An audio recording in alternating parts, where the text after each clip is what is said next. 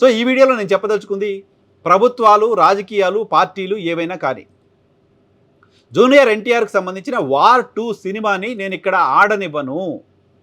ఆడెవడు మా నాయకుడి గురించి మాట్లాడడానికి, థియేటర్ని తగలబెట్టేస్తాను.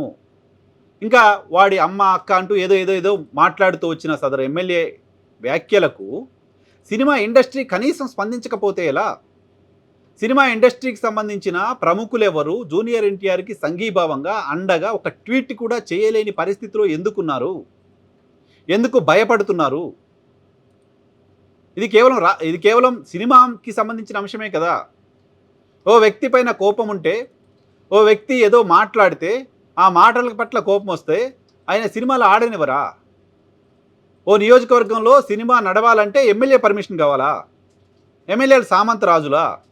ఎమ్మెల్యేల దయాదాక్షిణ్యాలపైన సినిమాలు నిర్మించాల్సిన పరిస్థితి ఉంటుందా? ఎమ్మెల్యేల దయాదాక్షిణ్యాలపైన సినిమాలు నడపాల్సిన అవసరం ఉంటుందా? ఎమ్మెల్యే కోపం వస్తే సినిమాలు నడిచే పరిస్థితి ఉండదా? థియేటర్ తగలబడతాయా? ఈ రకమైన వ్యాఖ్యలు ఒక ఎమ్మెల్యే, ఒక అధికార పార్టీకి సంబంధించిన ఎమ్మెల్యే సినిమా రంగం పైన చేస్తే, ఓ హీరో కుటుంబం పైన చేస్తే, ఓ హీరో మాతృమూర్తి పైన చేస్తే, సినిమా ఇండస్ట్రీకి సంబంధించిన ఫెటర్నిటీ నుంచి ఒక్కరు కూడా స్పందించకపోవడం ఆశ్చర్యం కలిగించింది.